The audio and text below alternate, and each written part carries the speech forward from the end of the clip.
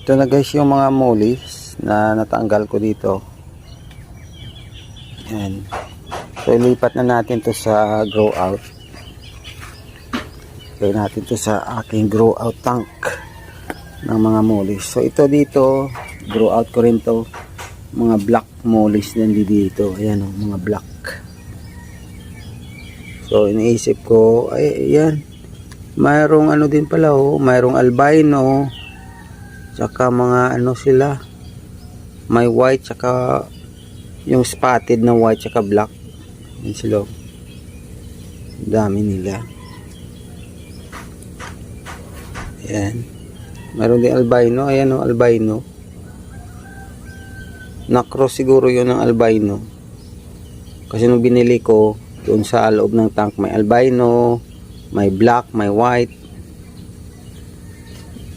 So baka nasundot ng albino, nagkaroon ng albino. Ayan o.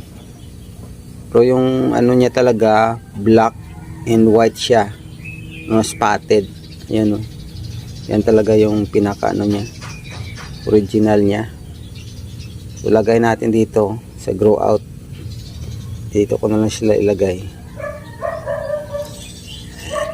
Wala natin. Ang dami nila oh.